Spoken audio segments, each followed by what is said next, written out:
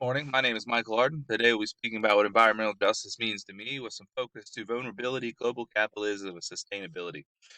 So the quick and dirty definition of environmental justice to me is it's ensuring that we have a fair treatment of all people regardless of where they come from, their background, national origin, the income, race, and color, with a particular respect to development and implementation of environmental laws, regulations, and policies to make sure that all parties are included and that we're not leaving anybody behind when we're looking at building certain types of facilities, such as like waste facilities.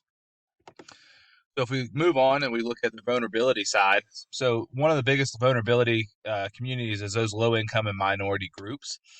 We've already proven throughout history in this course that waste facilities has been strategically targeting these communities because they don't have the means and finances to fight it.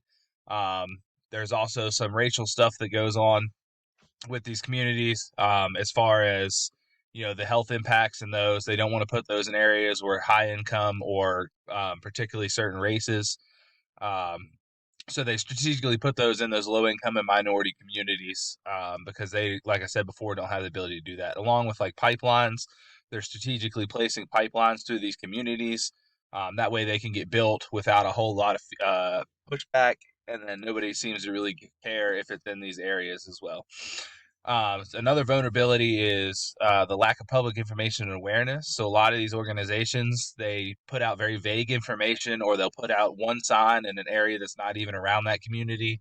They'll have people go to municipal buildings or government buildings to speak up about it, but they don't really post the time and dates of when those will actually be. Moving on to global capitalism. So there's pros and cons of global capitalism.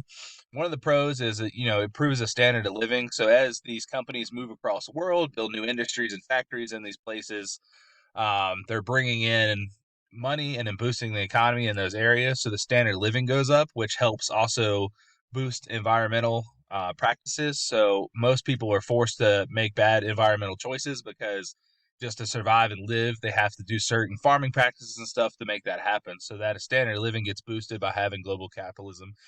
Along with that, they have better accesses to wages. As I said before, they bring in that economy so they can have those wages with them. But the cons of that is the environmental impacts tied into the disproportionate impacts are not necessarily fair. So in America, we have the ability to practice um, better environmental practices with like solar panels, wind, and all those, but other countries don't necessarily have access to that.